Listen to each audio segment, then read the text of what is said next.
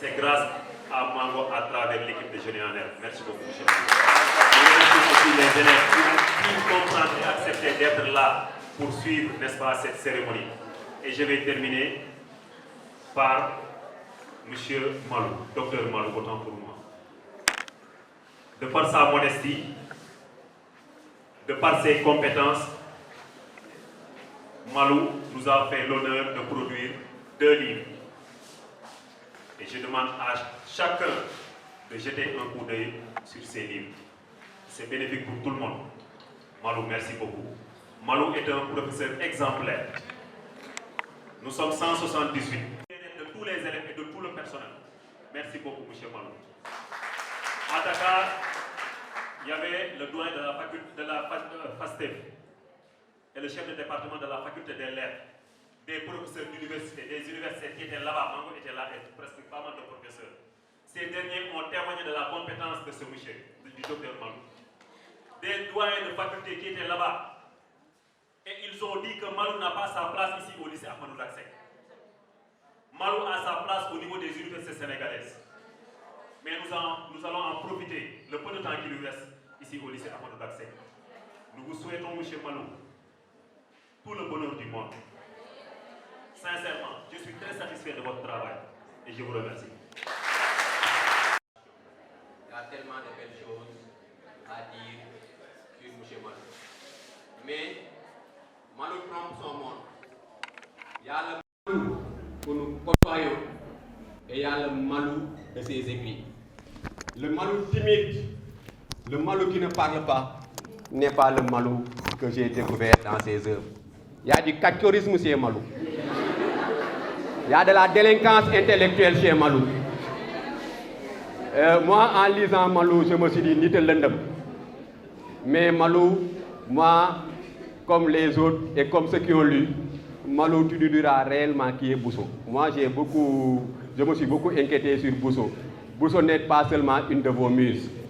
Mais donc, ça nous plonge dans l'approche de ce recueil, Sang noir de poésie noire, qu'on aura l'honneur et le privilège d'écouter un de nos éminents doyens quand il a été surnommé Diallo Ronsard. Qui n'a pas connu Ronsard ronronner à travers Thiès avant de venir au niveau du lycée Ahmadou Daksek?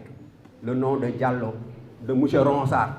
Les élèves se bousculaient pour dire Kouloyor Ronsard. Donc M. Diallo, qui est actuellement le proviseur, c'est vrai que le censeur est toujours nostalgique du lycée de Mbour là, mais il est proviseur au niveau de Fandène. Donc M. Diallo, il vous revient l'honneur de nous parler du recueil poétique. Poésie noire, de sang noir. Je lui avais dit tout simplement que Malou, moi, je me suis maintenant un peu déconnecté de la littérature. Merci beaucoup que je vienne vraiment au lycée parler de littérature. Tu sais très bien tout simplement que cette tâche-là que tu m'assignes, vraiment tout simplement, ça va être pour moi une gageure.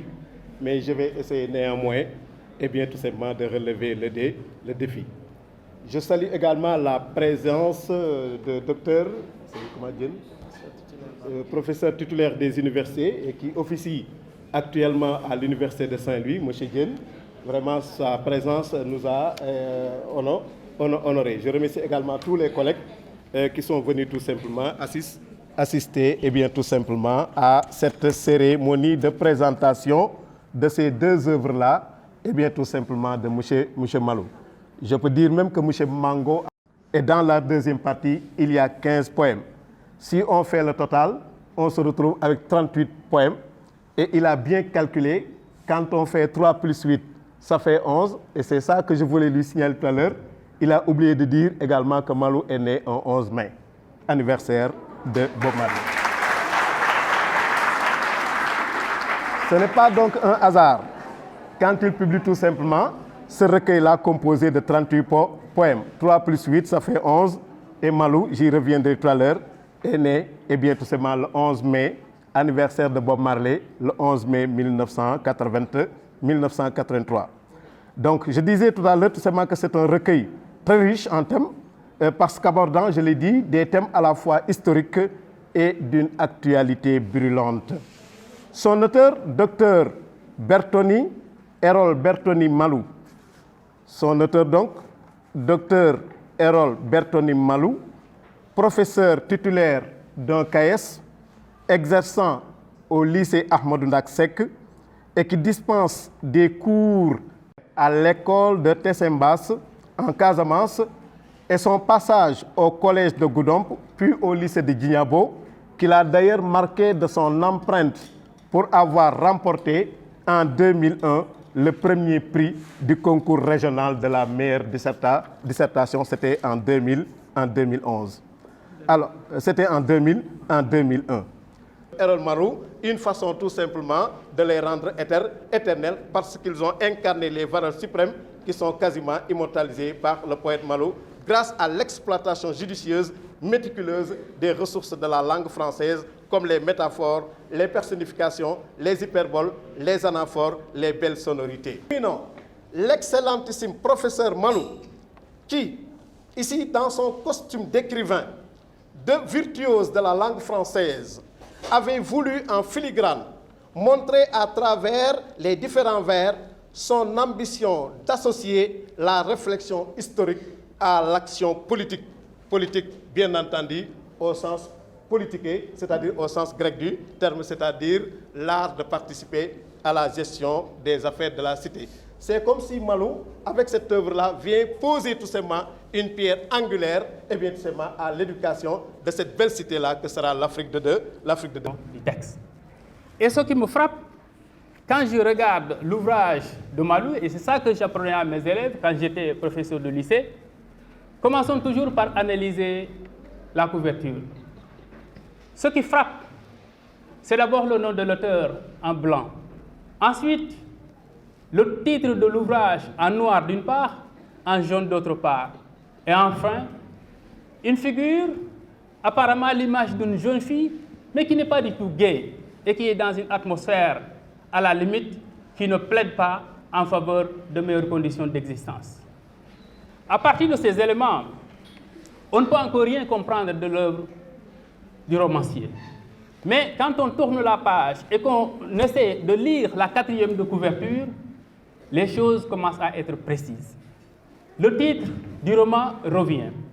Cette fois-ci, il est accompagné d'un passage de l'œuvre, d'un extrait, qui constitue d'ailleurs un extrait tiré de la dernière partie. C'est le texte par lequel d'ailleurs se clôt le roman.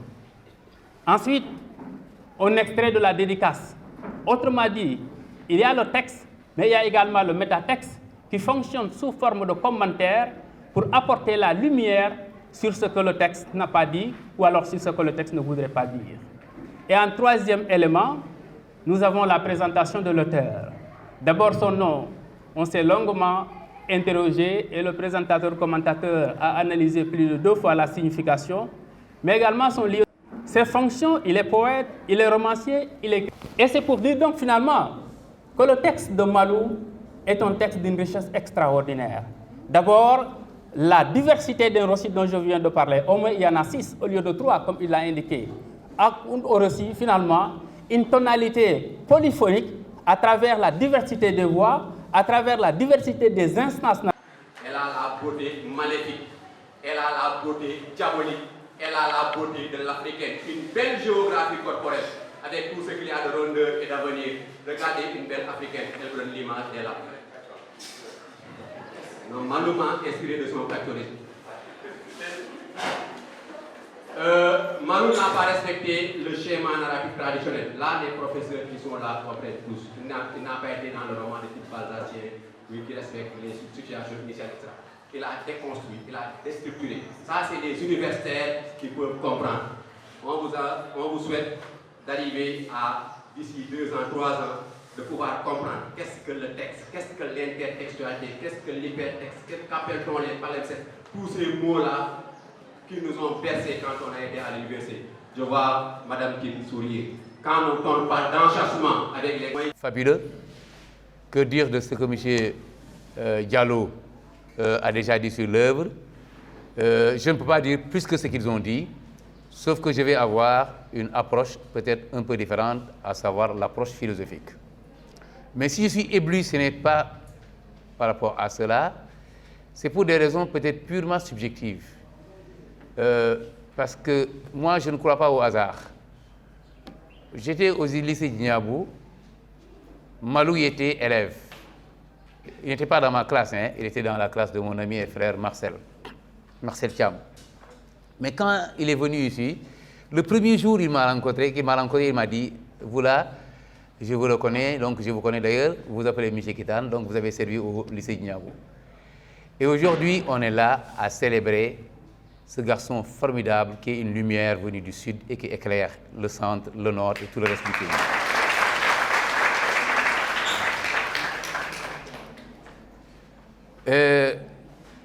Les deux œuvres, effectivement, vous avez raison. Je pense que c'est une seule œuvre. Je vais en donner simplement une petite indication.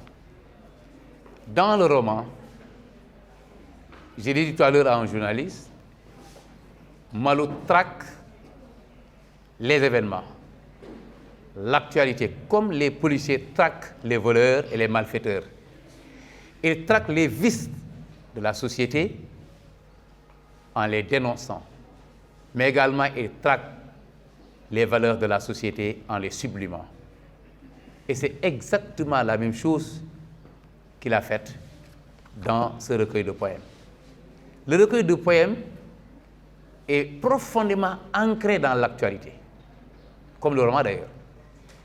Et ce qui donne raison également à M. Mango.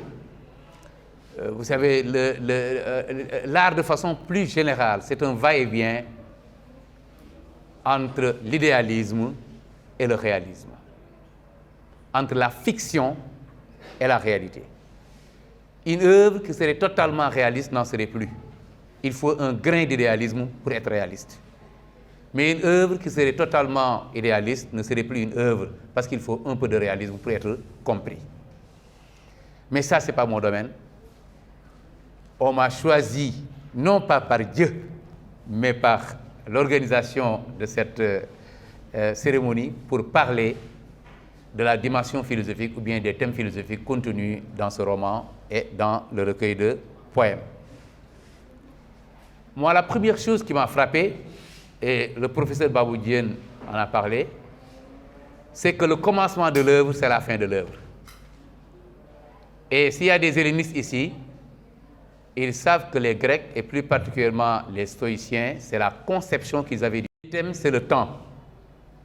Le deuxième, c'est la mort. Le troisième, c'est la politique. Et le quatrième, c'est la liberté. Bref, je pense que Malou est un grand lecteur de Sartre. Parce que j'ai lu certains passages, parfois j'avais l'impression que c'est Sartre qui est passé, notamment le passage qui fait référence peut-être à huis clos. L'enfer, c'est les autres. Mais sur la notion de temps, je vous soupçonne également d'être un lecteur de Saint-Augustin. Les confessions. Dans les confessions, Saint-Augustin confie ceci. Qu'est-ce que le temps? Il répond, tant qu'on ne me le demande pas, je le sais. Mais dès qu'on me le demande, je ne le sais plus. Africaine, qu'elle soit écrite en français, en portugais, en anglais ou dans quelque autre langue du colonisateur que ce soit, la littérature négro-africaine exprime d'abord un cri. Dans les œuvres de Malou, nous y retrouvons les cris de Malou. Mais dans l'écriture, il y a le cri. Je dois dire qu'en lisant Malou, il m'a incité à écrire, et moi-même je suis présentement dans la rédaction d'un ouvrage que j'ai appelé « Écrit rebelle ». Mais par cette journée, Malou nous a permis de faire une révision en littérature avec le genre romanesque, avec le genre poétique, mais aussi il nous a permis de faire une révision en philosophie pour montrer ô combien l'interdisciplinarité fonctionne. Je vois M. Gueye, un de nos doyens, qui était derrière, qui s'est rapproché parce que tellement c'est intéressant. Je regarde les collègues, M. Sakho, Sonko, prof d'anglais, M. Canfon, M. Diouf, pour dire que dans notre République, qui est la République des hommes d'esprit, la République des hommes de lettres, n'y habite pas n'importe qui, n'y habite pas qui veut. M. Malou est en train de faire son ITV, mais il reviendra parce que l'Oudjin Ndiak, mon moyen Ndiak. Mais dans les écrits de Malou, M. Dien l'a dit, on lit le Mankagne, on lit le Casassé, on lit le Sénégalais, on lit le chrétien, on lit l'homme tout court. Le pardon de Malou n'est rien d'autre que le pardon christique. Mon Dieu, pardonne-les, car ils ne savent pas ce qu'ils font. À la dernière instance, je l'ai dit tantôt, le mauvais chrétien que je suis, à chaque fois, les rares fois que je vais à l'église, j'écoute une seule parole. Seigneur, je ne suis pas digne de te recevoir, mais dis seulement une parole et je serai guéri. Et Malou a voulu nous guérir parce que l'Afrique est malade. Et dans le nom Malou, il y a le mal et le haut. Il faudrait qu'il nous dise le mal se trouve où. C'est lui, M. Malou. Proviseur du lycée de Fanden, M. Alassane Kitane, éminent philosophe, professeur Babou Diène, professeur titulaire, Université Gaston Berger de Saint-Louis, M. Mango, modérateur, chers collègues, chers élèves. Les œuvres Poésie noire de sang noir et Aux portes de l'enfer sont dictées par les mots amers de la vie. Elles étalent notre condition humaine désastreuse, polluée par le mensonge, l'hypocrisie, le népotisme, la corruption, la misère, la cruauté de l'homme. Face à ces mots indicibles, l'écriture devient une thérapie, un remède. Elle soulage mon fort intérieur et me redonne la force de vivre. Ainsi, le recueil Poésie noire de sang noir est une poésie du cœur. Il extériorise notre mal-être dans cette société qui a perdu son âme. De ce fait, la poésie fait respirer le cœur. Elle ablue et purifie notre intériorité, accablée de mots acres, de mots immondes qui nous étouffent avec violence. La poésie est, selon Pablo Neruda, une insurrection. En réalité, elle libère l'homme. Et plus qu'une arme, elle est la liberté. De même, l'écriture du roman Aux portes de l'enfer est sous-tendue par la cruauté de l'homme, cette cruauté de nos élites qui martyrisent les gouvernés. Mais en écrivant le roman Aux portes de l'enfer, je me suis rendu compte que je naviguais dans l'immense océan de l'imaginaire, un océan qui est tantôt tumultueux, tantôt doux, paisible, calme, dans lequel je vogue, domptant les vagues sucrées de l'écriture. Le roman est pour moi une conquête de l'infini. Et le romancier devient un architecte qui invente un univers irréel, mais qui libère le lecteur. L'écriture est pour moi la lumière du monde, même si l'écriture est sacrée et sacrifice. Car écrire, c'est se vider. Je crois que le professeur Kitane l'a dit. Écrire, c'est se vider. Comme l'a si bien dit Tahar Benjeloun dans L'écrivain public, je vide mon corps pour remplir les livres. Cher public, je ne saurais terminer sans pour autant remercier la famille Lance, qui est devenue ma famille, le corps professoral, l'administration, les surveillants, les vaillants élèves. Je voudrais remercier du fond de mon cœur le professeur Babou Diène, professeur titulaire des universités. Il est à l'université de Saint-Louis. Il a accepté de faire la préface du livre. Il a accepté de faire cela et il n'a rien demandé. Il s'est aussi déplacé. Vous savez, vous connaissez les contraintes qu'ils ont. Il a tout laissé pour cette journée-là. Professeur, soyez remercié, vivement remercié. Remercier le censeur pour le travail qu'il fait. nous le savons tous, le censeur a transformé ce lycée. Ce lycée n'est plus une garderie d'enfants. Ce lycée est devenu une excellence. Censeur, soyez remerciés.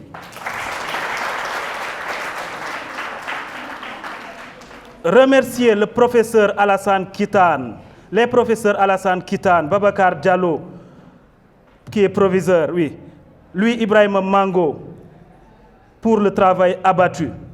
Je profite aussi de l'occasion pour vous dire que celui qui m'a enseigné à l'école élémentaire, j'ai eu cette chance-là, il est là, M. Khan, il m'a enseigné en classe de CE2 et de CM1. Et on va vous donner la parole après si vous voulez placer un mot. Alors, je vais essayer de répondre à l'interpellation de M. Mango. Il a retenu que dans l'œuvre, j'ai tantôt parlé de Bousso. Bousso d'abord, vous le savez bien, Bousso a une importance capitale dans notre société. Allez-y à Touba, vous savez qui est Bousso. Mais au-delà de cela, Bousso représente toutes les femmes. Voilà pourquoi j'ai choisi le nom de Bousso. Le professeur l'a dit, Bousso n'existe pas. Bousso, donc vous vous retrouvez à travers Bousso, bien sûr. Donc, ce n'est pas parce que Bousso est une femme que je connais physiquement. Non, Bousso a été choisi parce que tout simplement, elle représente toutes les femmes du monde. Et pour ça, je salue les vertus de Bousso, bien sûr. Alors, je vais très rapidement rendre la parole. Je ne veux pas être long puisque tous les professeurs ont fait des exposés qui sont brillants. Je ne veux pas monopoliser la parole. Et je crois qu'on va vous donner, je ne sais pas si vous aurez des questions, c'est lui qui va gérer ça. Donc, je vous remercie vivement. Merci beaucoup. Marie est l'œuvre de Serigne Touba Khadim Rassoul. Koutsi. Il a célébré Marie d'une manière que dans certaines églises même, cela est affiché. Ça rejoint aussi ce que Malou nous a dit dans son roman comme dans son recueil de poèmes. Peu importe qui nous sommes, heureux les cœurs purs, nous a dit le Christ. Ils verront Dieu.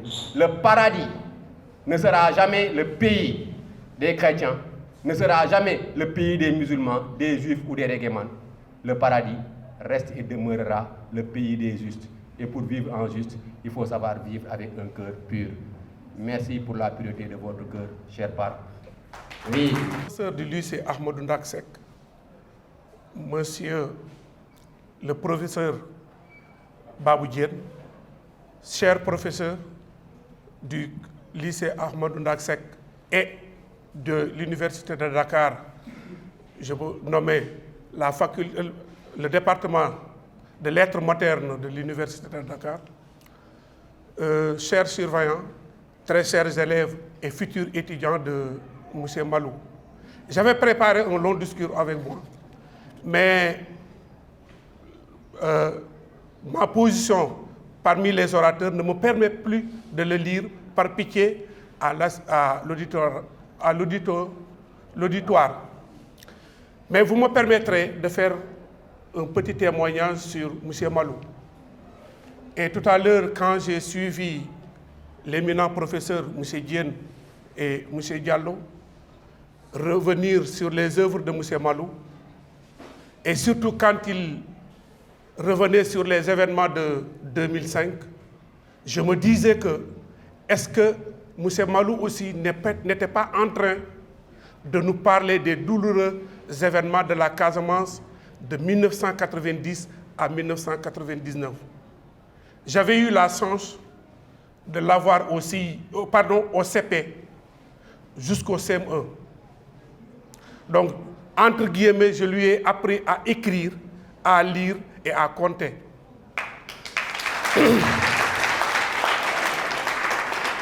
Je lui ai appris cela, mais en retour, il est devenu mon professeur. C'est paradoxal. Je veux dire, je dis qu'il est devenu mon professeur parce que je ne peux plus produire un texte que je ne lui envoie pas pour la correction. Donc, et en lui envoyant ce texte-là pour la correction, c'est une source de motivation pour moi. Certes, je n'ai pas encore écrit de livre comme lui, comme il l'a fait, mais en tout cas, je produis plusieurs fois des écrits qui me permettent au moins, soit ça peut être un discours ou ça peut être des discours ou des mémoires. Et à chaque fois, je me réfère à M. Malou. Donc c'est l'occasion aussi de le dire. Et pourquoi je fais cela? Je disais tout à l'heure que c'était une source de motivation, mais et qui m'a laissé en chemin pour penser davantage. Parce que rien ne vaut la pensée. Le monde est pensé. Au commencement était le Verbe. Dieu avait dit, M. Diallo l'imam, Iqra, parle, Djangal. Et le prophète est venu dire, allez apprendre jusqu'en Chine. Donc rien ne vaut la parole. Et c'est la parole qui construit le monde. Donc si nous avons ici d'éminents professionnels de la pensée, que sont le professeur Diène, le proviseur Diallo, le professeur Malou, le philosophe Babou et les éminents Kitan, parce que lui aussi, il est aussi éminent, professeur que M. Kitan. Nous avons ici une crème que vous ne trouvez nulle part. Ce sont les élèves malheureusement qui ne suivent pas. Mais si jamais ils suivaient, si jamais ils savaient ce qu'ils ont ici, quel dommage. Ceci dit en passant, je n'ose pas m'aventurer sur un terrain aussi glissant pour n'avoir pas lu les deux ouvrages. J'attendais les vacances, mais j'ai tout compris à partir du résumé du professeur Babou, du professeur Diallo et de M. Mango. Pour dire quoi? Il faut continuer à penser. Parce que comme disait l'autre Kitan, je pense, donc je suis. Ce qui signifie quoi? Que l'homme existe si et seulement si il pense. Pas qu'il mange et boit. Non, ça c'est le propre de l'animal. Il existe, s'il ne pense pas, il n'existe pas. C'est pourquoi vous les professionnels de la pensée, continuez à penser pour nous aider, nous les paresseux. Continuez davantage à penser pour aider le monde. Parce que c'est ce qui fait le monde. Wax dañ ko laaj mu ni dañ ma waxul bañ ma waree wax. Ñu laaj ko mu ni aussi dañ ma wax fekk c'était trop tard. Ñu laaj ko mu ni dañoo wax lu ëpp. Donc la parole c'est tellement sacré que boo koy génne nang ko nattaat ko. N'importe qui n'est pas écrivain. En ce moment, je faisais ma maîtrise et je fréquentais la bibliothèque départementale de l'université Cheikh Anta Diop. Je venais chaque jour à 9h et je le trouvais avec Célestine. Donc, Malou écrivain ne me surprend guère. Voilà. Donc, pour vous dire, ensuite je l'ai connu à Toubatoul. Il était avec mon jeune frère et il nous fréquentait. Et finalement, on s'est retrouvés ici. Excellent professeur, les élèves peuvent en témoigner. Et son cursus également ne nous surprend guère. Donc, de toute façon, ce que nous retenons de Malou, bon, on ne peut pas dire grand-chose, on va prier pour lui. Parce que Malou symbolise le culte de l'excellence et nous avons besoin des gens comme Malou. Voilà, nous prions pour toi, pour que tu puisses exceller et dépasser même l'excellence. Bon, j'ai aimé tout simplement te taquiner maintenant concernant Porte de l'Enfer. Parce que tu nous parles des événements qui se sont déroulés à l'université Cheikh Anta Diop et tu intitules l'œuvre aux portes de l'enfer. Je ne sais pas quel est le rapport entre événement Cheikh Anta Diop et portes de l'enfer.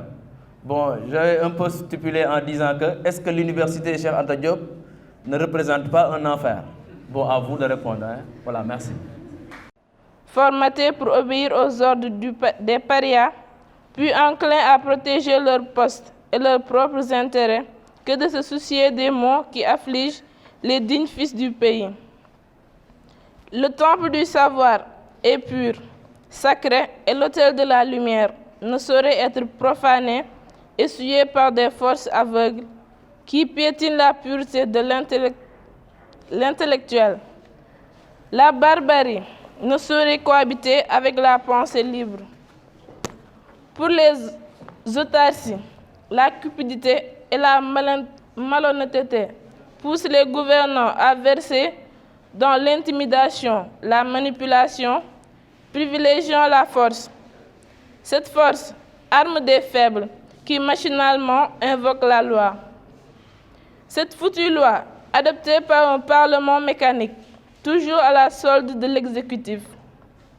Mais force restera toujours au peuple, car la vraie loi, c'est le peuple. Voilà donc ce qui sous-entend l'écriture de ce roman, aux portes de l'enfer. Roman mettant à nu la bêtise des dieux, qui en réalité ne sont que des esclaves prônant l'assujettissement de leur peuple. Du point de vue esthétique, le roman rompt avec la tradition linéaire du récit et met en relief la déconstruction de l'écriture. Déconstruction, voilà le mot qui résume l'œuvre aux portes de l'enfer. Trois narrateurs y assurent la narration. Et là, personnage principal, animé par un désir de confession. Par une forme épistolaire, elle relate son viol par les forces de l'ordre. Elle qui est obligée de sauter du deuxième étage pour échapper à la furie de ses bourreaux. Sachant qu'elle ne s'en sortira pas, elle a décidé de se confesser, de se repentir afin de sauver son âme. En outre, le récit de Jules Soleil, qui crie sa colère et sa rage contre l'hypocrisie et le mensonge. Rappelons-le, il a été accusé de viol par Ella. Vient se greffer à celui de la narratrice et désorganise le processus fictionnel. Par ailleurs, le politicien ami d'Ella décrypte les rouages de la sphère politique, avec des coups bas, des manipulations, des tournements. Le lecteur passif aura donc du mal à pénétrer ce roman. Il faut un lecteur actif, collaborateur pour décrypter et ordonnancer toutes les intrigues qui s'enchevêtrent, s'enchassent, s'entremêlent, telles que des lianes, créant ainsi un nœud de vipère qu'il faut cependant délier. Aux portes de l'enfer pourrait se lire par n'importe quel bout. Lecteur, vous êtes donc avertis. Merci beaucoup. Honorables invités ici présents, par votre intervention depuis le début de la science, vous nous avez grandement inspirés. Vous avez donné goût à l'apprentissage et surtout vous nous avez fait rêver de devenir comme vous. À M. Malou, nous la telle prime D, nous vous témoignons notre reconnaissance. Merci pour tout. Merci au Tout-Puissant pour nous avoir mis sur votre chemin et tout le lycée vous souhaite plein de succès. Merci beaucoup. Diallo, je suis tellement attaché à Mour, c'est pour cela que tout à l'heure j'ai fait une erreur en disant proviseur du lycée Demba Diop. Je rappelle que j'ai fait 15 ans au lycée Demba Diop comme professeur d'éducation physique. Donc merci monsieur le proviseur, merci doyen Kitane. Certainement dans les jours à venir nous allons organiser une cérémonie pareille aussi pour célébrer, n'est-ce pas, vos productions. Merci cher professeur. Merci, monsieur Khan, notre doyen, et les invités aussi. Je rappelle